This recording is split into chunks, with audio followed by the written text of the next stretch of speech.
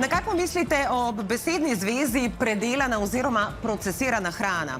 Verjetno na nekaj ne prav zelo zdravega, morda celo na nekaj zdravju škodljivega. A pozor, ni vsa predelana hrana slaba, kot boste izvedeli v nadaljevanju. Nekatero hrano je zato, da jo lahko pojemo, treba predelati. Tudi kruh je predelano živilo. Pomembno je, koliko kalorij zaužijemo s procesirano hrano. Kakšni so podatki za Slovenijo? V Sloveniji smo bili leta 2017 tam nekje na 25%. Kakšna pa je naša prehranska prihodnost? Se bomo v prihodnje prehranjevali bolj ali manj zdravo? Ugotovili smo, da je več kot 50% predpakiranih živil na slovenskem tržišču visoko predelanih.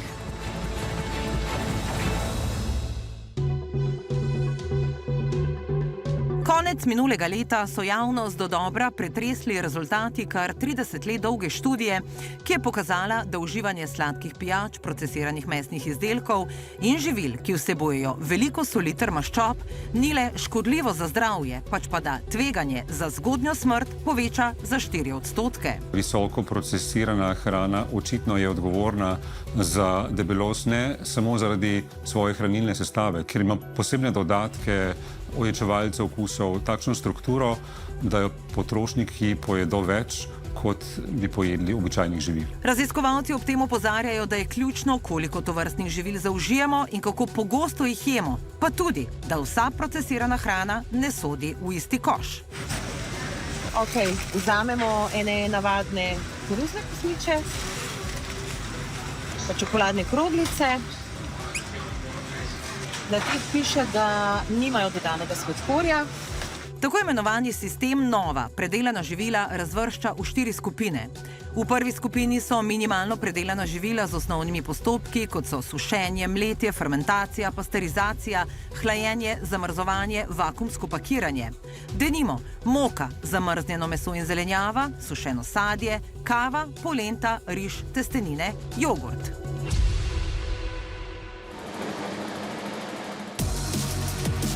To je točka, kjer mleko iz tam okrog 2200 slovenskih kmetij pride s takole cisterno k nam v mlekarno.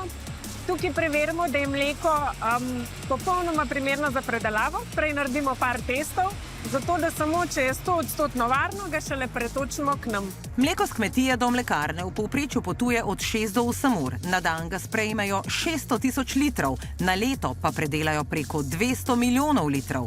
Zares velike količine, ki po ceveh najprej potujejo v cisterne za pasterizacijo. To je se pravi prvi korak, kjer bomo mleko za kratek čas segreli na 76 stopinj.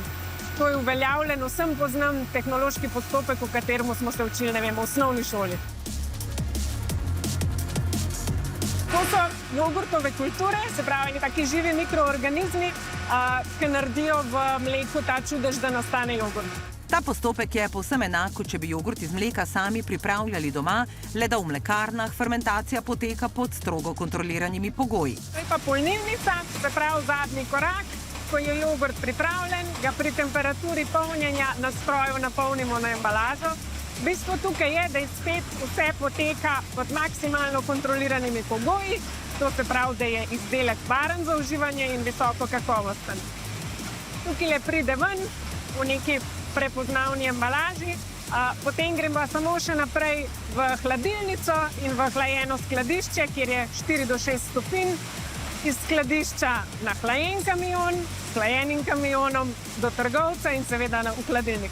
Kot zanimivo še to, Slovenci imamo najraje navadni tekoči jogurt, ki ga prodajo največ. Potem imamo pa zelo veliko izbiro sadnih jogurtov.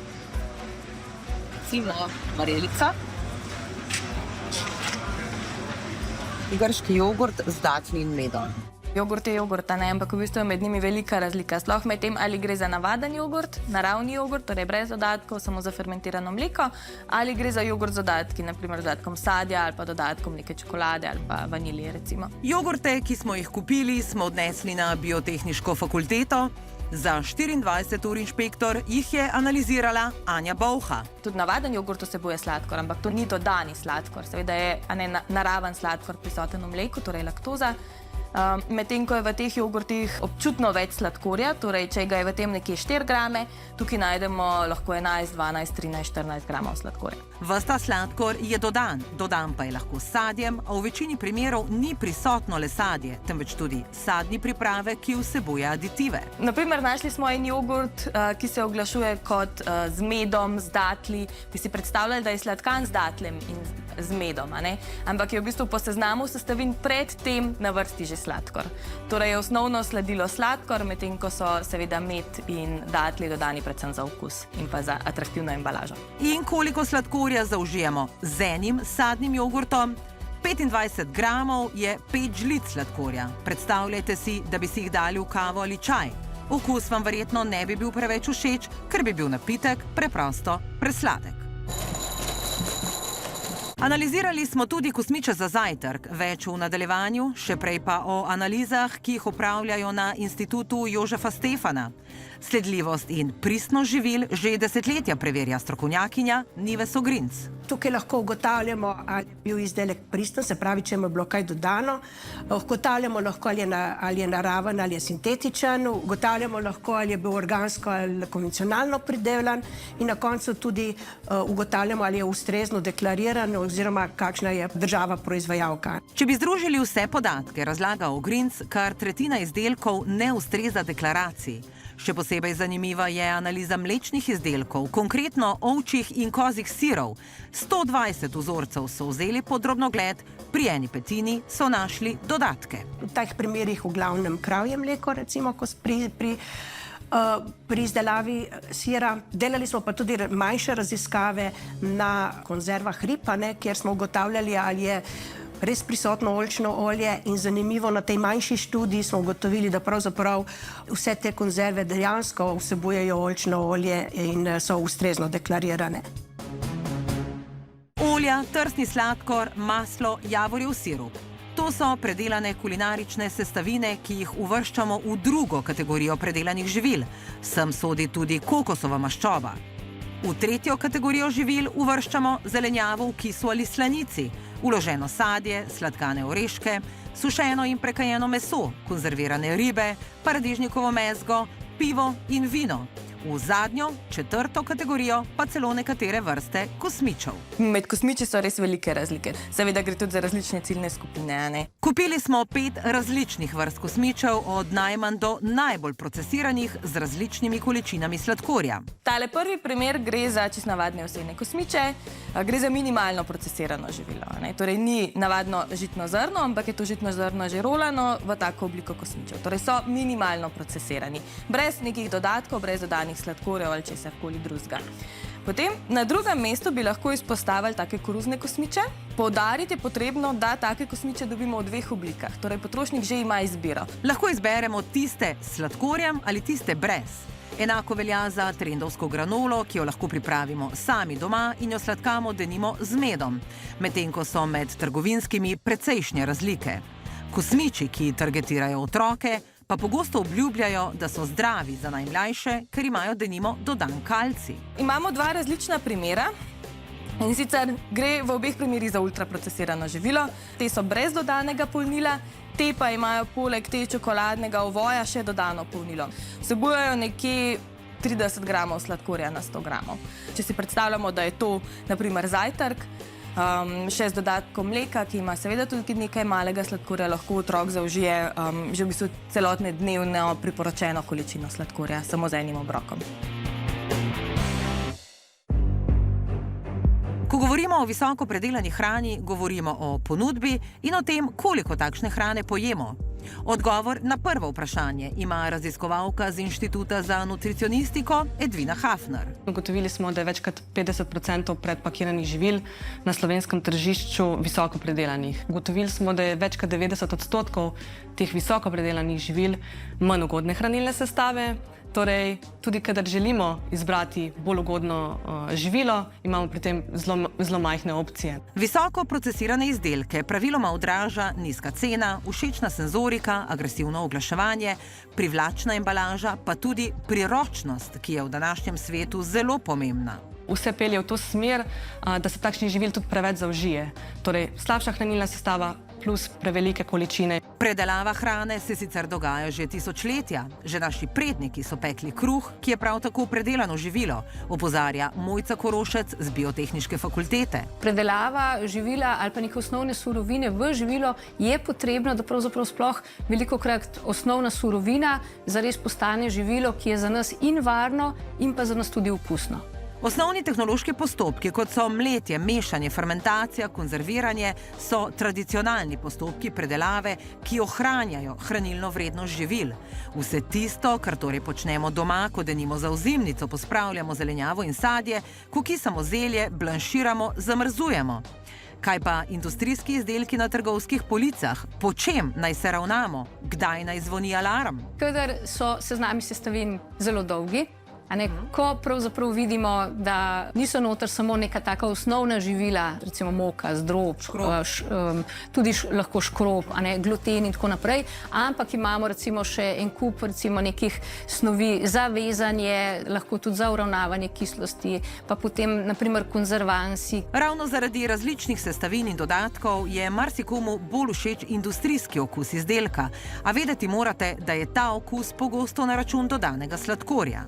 Industrija pa sama pripravi konec koncev nek zaključen izdelek, da ima okus, da ima barvo, seveda tudi nekega živila, da ima tudi dodano sadje noter, ampak so pa nekako za povprečnega potrošnika ti okusi potem majhen bolj, rekli, njemu zbalansirani, da so njemu všeč. Poleg tega ultraprocesirana hrana, kot že rečeno, deluje tako, da je lahko količinsko pojemo veliko, medtem ko hranilne vrednosti nima. Gre torej za prazne kalorije. Mogoče čips ali pa smoki je en tak dober primer, ki ima pač zelo energijsko gost, ampak v bistvu, ko pa damo nek smoki v usta, pa v bistvu kar zgine.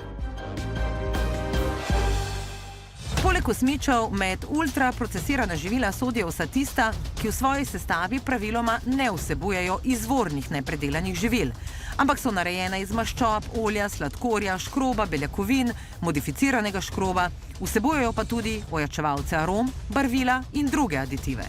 Pred 50 leti zagotovo ni bilo take izbire slanih prigrizkov, si pa danes verjetno tudi nihče ne predstavlja, da bi denimo doma olupil krompir, ga ocvrl, pa potem še posušil, da bi dobil čips. Poleg slanih in sladkih predpakiranih prigrizkov so najmanj hranljiva in najbolj zdravju škodljiva še čokolada, sladoled, energijske ploščice, hrenovke, margarine, juhe iz vrečke, pa zamrznjene pice, burgeri, ribje palčke, tudi proteinski šejki in piškoti. Pri nas so glavne sestavine maslo, moka in sladkor, potem pa še seveda drugi dodatki. Pri nas dajemo poudarek na okusu, se pravi, vključujemo tudi kakšno čokolado, imamo kvalitetno belgijsko čokolado, pa recimo v tem primeru, ko bomo jih danes pripravljali, so še brusnice, ovseni kosmiči, jajca. Piškote lahko pripravimo z bolj ali manj kakovostnimi sestavinami. Lahko dodamo veliko ali pa minimalno sladkorja. Lahko uporabimo le moko ali pa ji dodamo kosmiče, mandlje, lešnike, orehe, pripoveduje Manca Rudolf, avtorica kulinaričnega bloga, ustanoviteljica butične pekarne. Pri nas je ta poudarek na maslu, ni margarine, ni kakšne palmove maščobe in pa imamo manjši delež sladkorja kot kakšne druge trgovinske različice. Evo maslo. Koliko masla ste dali? 450 gramov. Okay. Maslo in sladkor penasto utepemo. Dodamo jajca, pol pa dodamo še suhe sestavine. Tukaj imamo moko, ki jo mi kupujemo pri lokalnem mlinu. Se pravi moka, pecilni prašek, ovseni kosmiči. V Rudolfovi malci piškote izdelujejo tako, kot so jih naše babice in mame doma.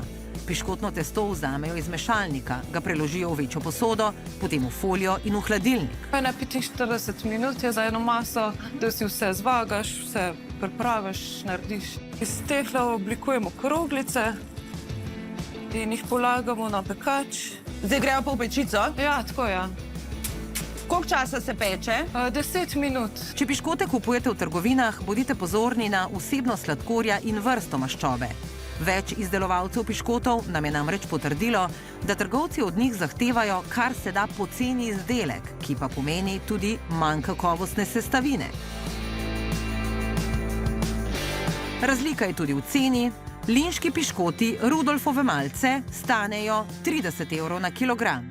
Linški keksi pod blagovno znamko enega od trgovcev pa 8 € na kilogram, a ne vsebujejo masla, pač pa mastno emulzijo, poleg tega pa še olje, emulgatorje, konzervanse in barvila.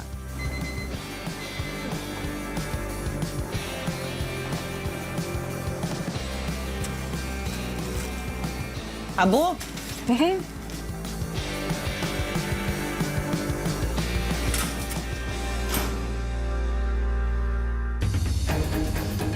Ob koncu še ključen podatek, koliko procesirane hrane pojemo Slovenke in Slovenci. V Sloveniji smo bili leta 2017 tam nekje na 25%. Po evropski študiji iz leta 2022 petina dnevno zaužite energije prihaja iz visoko predelanih živil. Evropsko povprečje je 27%. Najslabše se prehranjujejo Švedi, ki kar 40% dnevne energije dobijo z ultraprocesirano hrano, najboljše pa naši zahodni sosedi, 14%. Veliko več posegamo, bom rekel, po tej predelani hrani, kot pa smo v preteklosti. Tudi nimamo časa za pripravo hrane, recimo, ne? Ampak mislim, da je to izredno pomembno, da se ozavesti ljudi, da je tudi pomembno, da kuhajo, recimo, da pripravljajo hrano in s temu posvetijo seveda tudi svoj določen čas. Kuhanje in tudi sama hrana in ni samo, recimo, potreba, ampak je tudi neke vrste socialno druženje. Zanimivo pri tem je, da so v Sloveniji enormne razlike med podeželjem in mesti. V slednjih se zdi, da so dostavljavci hrane zelo zaposleni, ves čas jih srečujemo na cestah, ker je naročanje hrane enostavno, priročno, hitro. Enako velja za denimo zamrznjeno, vnaprej pripravljeno hrano, ki bi, tako pravst, morala imeti opozorila. Kot vemo, je recimo Evropska komisija že pred desetletjem si zadala ambicijo uvedbe prehranskih profilov, neke vrste omejitev rabe recimo zdravstvenih trditev na živilih z manj ugodno hranilno sestavo. Vse te načrte je potem uspela industrija preprečiti, ne? Takšnih kriterijev torej vse do danes še niso uvedli, čeprav bi jih morali že zdavnaj. Zato strokovnjakom na področju javnega zdravja pripoveduje pravst, ni preostalo drugega, kot z izrazom procesirana hrana potrošnike dobesedno prestrašiti. In zdaj se mogoče nekoliko več živil znajde v tej skupini visoko procesirane hrane, kot je bilo pošteno, ne? Večini pa je skupno to, da vsebujejo neke sestavine, ki jih v domači kuhinji ne uporabljamo, ne? Ravnajte se torej po seznamu sestavin in po tabelah na embalaži. Če jih ne razumete, lahko uporabite aplikacijo Veš, kaj ješ. Aplikacija deluje zelo preprosto. Vzamemo en izdelek, zanima nas njegova hranilna vrednost, uskeniramo črtno kodo in dobimo podatke o hranilni vrednosti za 100 gramov oziroma 100 ml živila. Naprimer, pašteta 327 kalorij, 30 gramov maščob, od tega 3,8 gramov nasičenih maščob, 0,9 gramov sladkorja in 1,2 grama soli v 100 gramih paštete. Prebivalci naj se pretežno prehranjujejo z živili, ki jih sami pripravijo doma. Kadar pa to ni možno, torej kadar se rabimo odločiti za neko procesirano hrano, visoko procesirana živila, ki so običajno pakirana, takrat pa bodimo pozorni, da izbiramo takšno z ugodnejšo hranilno sestavo.